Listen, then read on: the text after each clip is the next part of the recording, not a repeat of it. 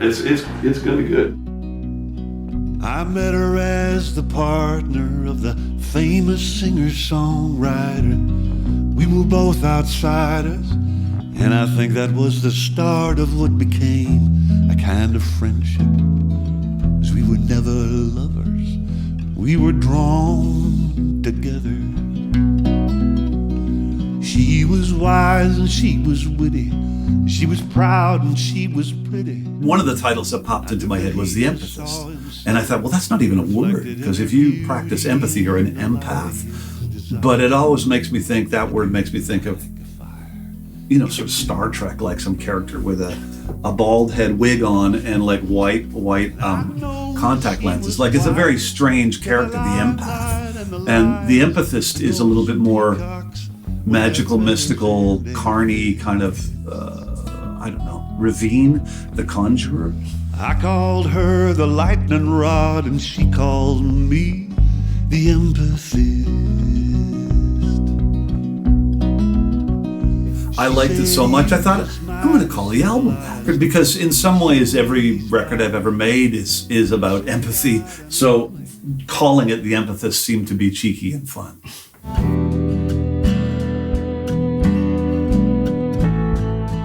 March 3rd, and we're at Ken Coomer's studio on Fatherland Drive, and it's set up in Hi, How Are You Day. Howdy. And everybody's sort of meeting each other. I mean, I've never met Ken before. It's just a 12-string mandolin. Oh, guitar, sorry. That'll get used. Yeah. It's nice even just unplugged. Johnny's here from Canada. Jim Hoke, who's in the piano room, but he and I worked together years ago on a Blackie record. And I think we're just going to get sounds today and sort of get everybody comfortable and come up with a plan, and then tomorrow we start.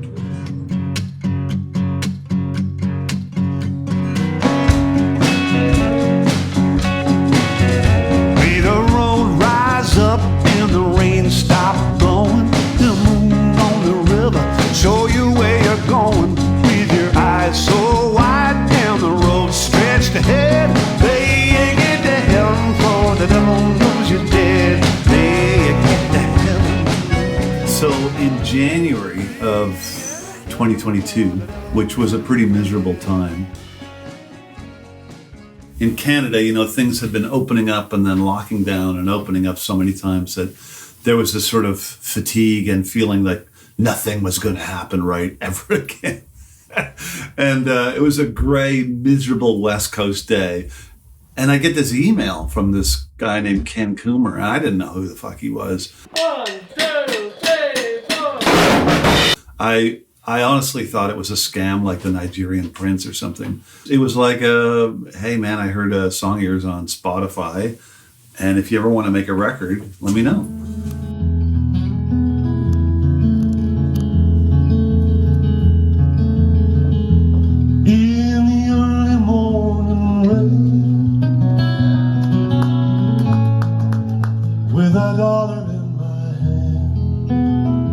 And I found out that the song he heard wasn't even one of mine. It's a Gordon Lightfoot tune, Early Morning Rain.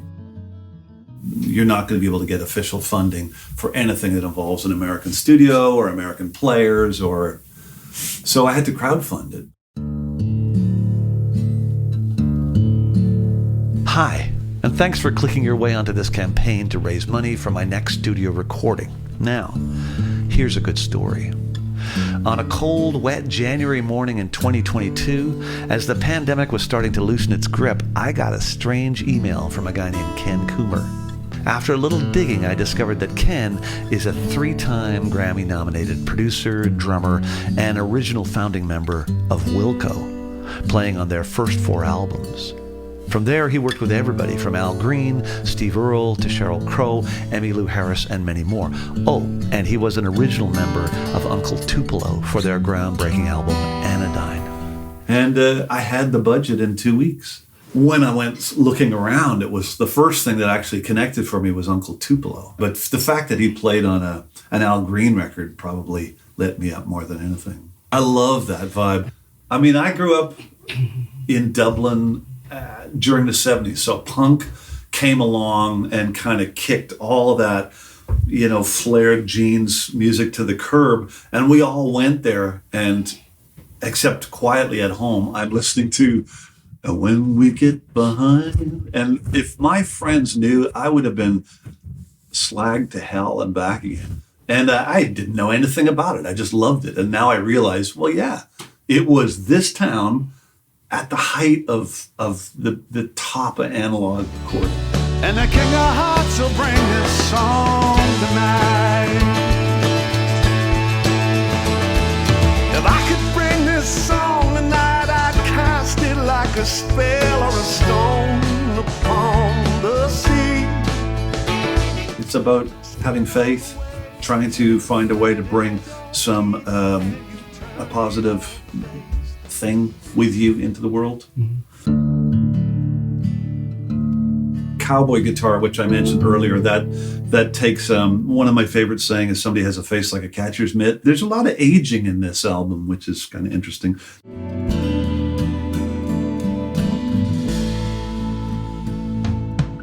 Midnight and a telephone is ringing.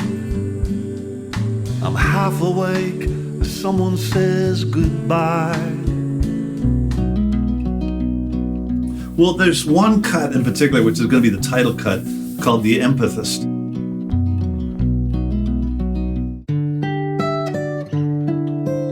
Valentine's Day, I had a very good friend of mine who was celebrating his birthday. I composed this little song about Mr. Miller's Day. And so I ended up finishing it and calling it Valentine's Day.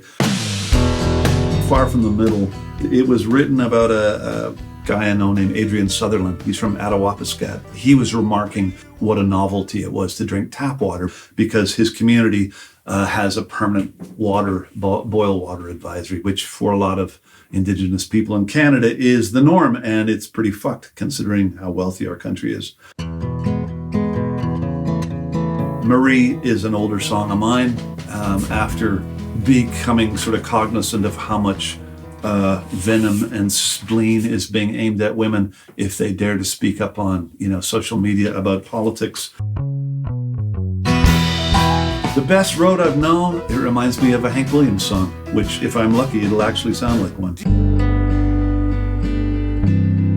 Where Will I Be?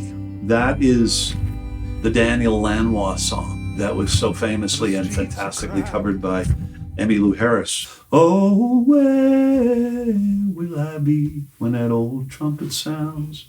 It's a beautiful song. He's a maverick guy, but he's a fantastic songwriter. And I don't think many people realize that song is his. The idea was inspired by a friend of mine, Scott Nolan. He was throwing the idea to me of the old Irish tea towel blessing, may the road rise to meet you and the wind be at your back and may you be in heaven a half an hour before the devil knows you're dead. And my ma just passed away in October. And whilst that song isn't really about her, she would appreciate that sentiment very much. Anything Irish my mother loved. 1, 2, 1, 2.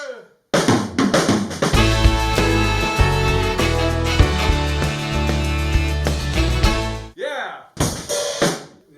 That's the ticket. Let's do it again. Here we go.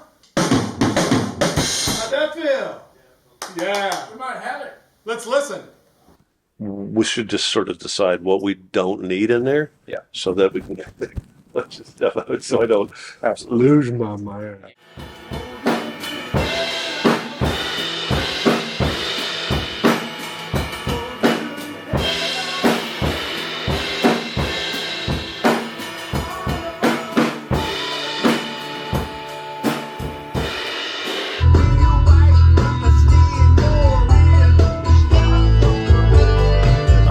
On the intro, I'm going to do that line, the little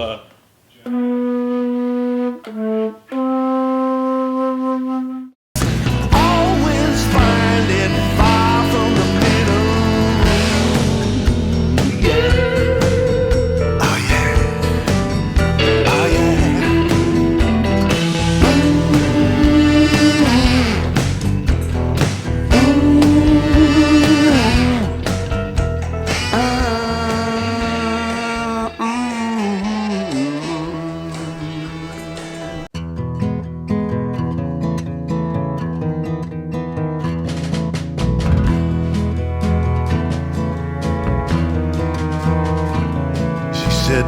brace yourself for the shit show coming down tomorrow.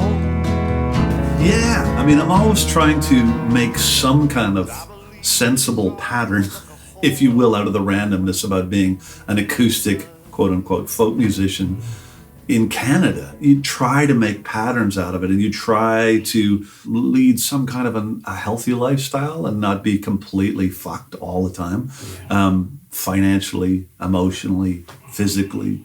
What I need is a collaborator, and I need a story. You know, I worked with a manager in Canada for years, a guy named Bernie Finkelstein. And one of the things he impressed on me was a story. It has to have a good story.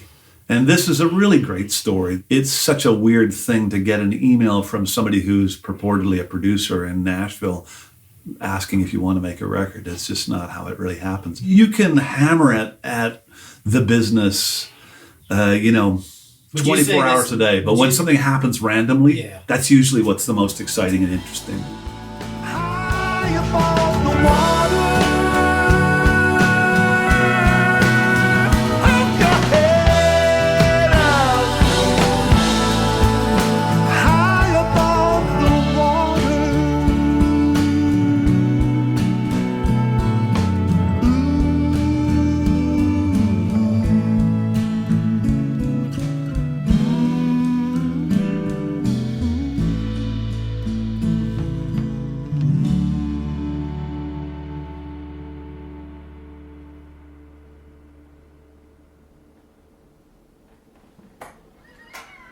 I think we should listen to those two.